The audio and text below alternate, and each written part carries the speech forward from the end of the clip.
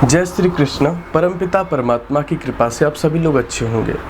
आज आपको एक ऐसी दुनिया में ले चलते हैं जो बड़ी अद्भुत ही दुनिया है और वहाँ की बातें सुन के आपको बड़ी रोचकता भी पैदा होगी और आपके जीवन में एक नया परिवर्तन भी देखने को मिलेगा। मैं बात कर रहा हूँ महात्मा बुद्ध की, जिनके बचपन का नाम था सिद्धार्थ। सिद्धार्थ जब पैदा हुए तो उनके पिता की वृद्धावस्था थी और वृद्धावस्था माने बहुत उम्र के बाद ही ये सिद्धार्थ पैदा हुए। जैसे सिद्धार्थ पैदा हुए, राजा थे उनके पिता, तो राज्य में बहुत सारे ज्योतिषी विद्वान लोग आने लग गए। तो किसी ने कहा कि राजा बनेगा, किसी ने कहा साधु बनेगा। 90% कहते थे साधु बनेगा, 10% लोग कहते थे कि राजा बनेगा।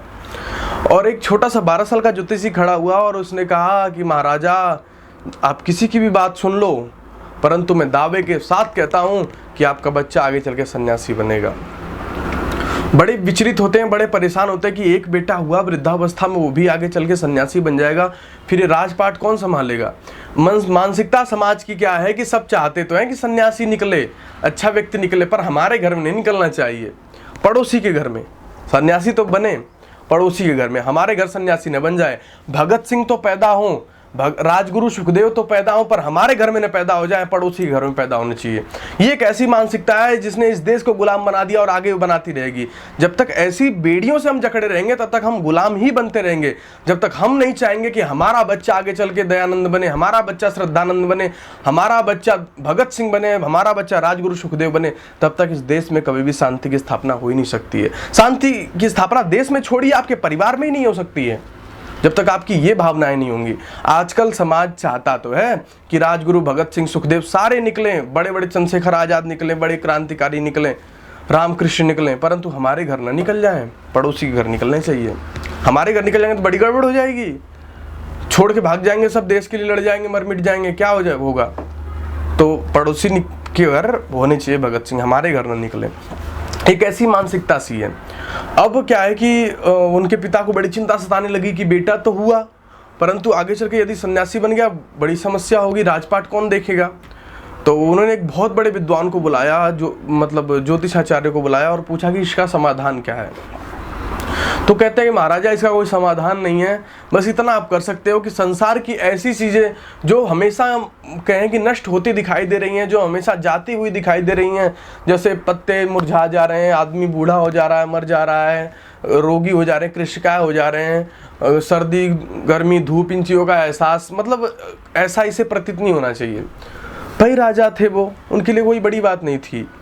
और इनके कहें कि बागवानी जो थी, बगीचा था, सब में कभी पीले पत्ते नहीं दिख सकते हैं, कभी इनके सामने बूढ़ा नहीं आ सकता, कभी इनके सामने मरा हुआ नहीं आ सकता। इन्होंने वो दुनिया देखी ही नहीं। इनको क्या किया गया कि इनको सांसारिक मोह में, जैसे राज मोह में, भोजन, स्त्री, इन चीज़ों में फंसाया गया कि इनको इन चीज़ों में जल्दी फंसा दो, विवाह जल्दी कर दो, स्त्रियों में जल्दी लिप्त कर दो, अच्छे अच्छे भोज्य पदार्थों में, भोग में, इन्हें कंज्यूम में ज़्यादा लिप्त कर दो, तो शायद इनकी आध्यात्मिक वृत्तियाँ छूट जाए। परंतु देखिए, कहते हैं ना कि पूत के पैर तो पालने में दिख जाते हैं, और जिसको जो करना होता है जीवन में, उसके लिए हजारों राहें बनती हैं, हजारों रास्ते बनते हैं, और वो अपने मंजिल तक अंत में पहुंच ही जाता है। महात्मा बुद्ध के साथ भी कुछ ऐसा ही था। एक दिन महात्मा बुद्ध निकले अपने कमरे से और पिता के पास गए। पिता, इस राज्य में थोड़ी घुटन घुटन सी हो रही है, मैं बाहर की दुनिया को देखना चाहता हूँ, थोड़ा एक भ्रमण करना चाहता हूँ कि बाहर क्या है संसार में, और ये राजमहल की दीवारें मुझे घुटन सी देती हैं, बहुत वर्षों हो गए मुझे इसमें रहते रहते, तो कृपया मेरे जाने का प्रबंध कीजिए। राजा के बेटे थे और इकलौते बेटे थे। बड़ा राजा को मोह था बुद्ध से। अपने सारथी को बुलाते हैं, बैंड बाजे गंड बाजे सहित सारा बजता हुआ महात्मा बुद्ध राज्य से निकलते हैं। निकलते हुए जब राज्य की सीमा पार करते हैं, भ्रमण करते करते, तो सारथी रथ चला रहा होता है, आगे जाते हैं तो एक बूढ़ा लठ लेके आगे चल रहा होता है, लठ लेकर के आगे चल रहा होता है, और महात्मा बुद्ध सारथी से कहते हैं, रथ रोको, ये इस प्रकार क्यों चल रहा है, इसको क्या हो गया जो ये इस प्रकार चल रहा है। तो कहता है कि मैं कुछ नहीं बता सकता हूँ महाराज जी, क्षमा करें, मुझे ऊपर से आदेश नहीं है। कहते हैं मैं राजा खुद तुझे आदेश देता हूँ कि तू बता क्या बात है, नहीं तेरी गर्दन उड़ा दी जाएगी। कहता है महात्मा जी, एक जवानी के बाद की अवस्था है, जिस जरा अवस्था बुढ़ापा कहते हैं, यह हर मनुष्य की होती है, और एक स्तर पे आकर के मनुष्य इसी तरीके से झुक जाता है और उसकी कमर टेढ़ी हो जाती है, उसका शरीर उसको पूरी तरीके से साथ नहीं देता, तो वो इसी प्रकार चलता है। तो कहते हैं कि चल क्या मेरी भी ये अवस्था होगी, हम लोगों के पास तो बहुत सारा पैसा है। तो कहते हैं कि महाराज जी इसका पैसे से कोई संबंध नहीं है। संसार में जो वस्तु एक बार बालक है वही वृद्ध होगी, वही फिर अधोगति को प्राप्त हो जाएगी, मृत्यु को प्राप्त हो जाएगी। आगे जाते हैं तो उन्हें एक स्त्री, और वो बहुत ही बीमार, जिसकी हड्डियां खाल मांस फटी होती है ऐसी देखते हैं वो। तो पूछते हैं सारथी ये कौन है और क्या स्थिति हो रही है इसकी। तो कहते हैं कि ये जरा अवस्था में इनकी एक ऐसी अवस्था आ गई कि इन्हें बीमारी का सामना करना पड़ रहा है। अधिक धन न होने कारण इन्हें ये सब भी भोगना पड़ रहा है, और धन भी होता तो भी भोगना पड़ता, परंतु वो थोड़े से कुछ वर्षों बाद भोगना पड़ता। तो क्या कहते हैं कि ये मेरी भी यही अवस्था होगी। तो कहते हैं महाराज जी ये सबकी अवस्था होती है। फिर आगे चलते चले जाते हैं तो कुछ लोग 4 कंधे दे करके एक व्यक्ति को ऊपर ले जा रहे होते हैं और पीछे बहुत सारे लोग चल रहे होते हैं। तो सारथी से रथ रुकवाते हैं, कहते हैं रुको रुको रथ रोकिए। फिर सारथी से पूछते हैं कि क्या है सारथी, ऐसा क्यों इसको लोग मनुष्य को कंधे पे उठा के लेके जा रहे हैं, इसको क्या हो गया है। तो कहता है कि महात्मा जी ये मृत्यु की अवस्था है, और जब व्यक्ति पहले बालकपन में होता है, यही एक दिन बालक था, फिर यही आपकी तरह नौजवान हुआ, फिर यही वृद्ध हो जाएगा, और यही मृत्यु को प्राप्त हो गया और लोग इसको जलाने के लिए लेके जा रहे हैं। तो कहते हैं क्या मेरी भी यही अवस्था होगी। तो उसने कहा कि महाराज जी जैसे आप बच्चे से अब ये जवान हुए हैं, जवान से बाद बूढ़ी अवस्था आएगी, बूढ़ी अवस्था के बाद एक दिन संसार से सबको जाना है। इतना सुनकर के उनके मन में भारी वैराग्य आता है कि अब मैं इसी की वस्तु की खोज में निकलूंगा, और वो उसी चीज़ की खोज में निकलते हैं। और जब उनको वैराग्य आता है तो उनके सबसे सुंदर बाल होते हैं, और वो बाल काट करके बार बार सारथी कहता है महाराज जी आपके बाल बड़े अच्छे हैं, आपके बाल बड़े घुंघलारे, बड़े सुंदर बाल हैं आपके। तो वो बालों को काट के कहते हैं ले तुझे मेरे बाल बड़े प्रिय थे, ये तू रख। और अपने वस्त्रों को, उस राजशाही वस्त्रों को निकाल करके एक गरीब फटे हुए जो धोती पहन के जा रहा था उसको विनम्रता से उससे हाथ जोड़ते हैं कि आप अपने वस्त्रों को मुझे दे दीजिए और मेरे वस्त्रों को आप ले लीजिए।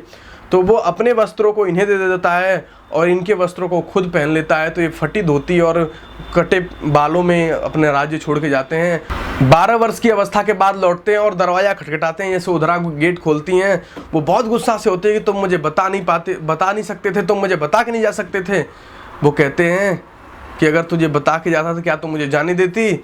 यशोधरा देख गया कोई और है और आया कोई और है। इसी प्रकार हम जीवन में जब भी चेत जाते हैं हमारे जीवन में प्रकाश की किरणें प्रकाशित होने लग जाती हैं। पर आवश्यकता है चेतने की।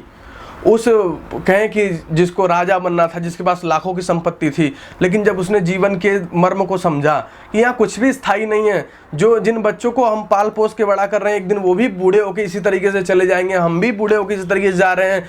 जिन बच्चों के लूट पाट मचा रहे हैं एक दिन कुछ मेरे काम नहीं आएगा, फिर उनकी अंतर चेतना जागती है। लेकिन आजकल का मनुष्य तो शून्य हो गया है। और जब तक आपकी अंतर चेतना नहीं जागेगी, समझ लेना इसी संसार में घसीटते रहोगे, पिटते रहोगे, लूटते रहोगे, जीवन में कुछ नहीं कर सकते हो। जब तक तुम्हें अपने आप का ज्ञान नहीं होगा, आत्मज्ञान नहीं होगा, तब तक जीवन में किसी भी प्रकार की उन्नति संभव ही नहीं है।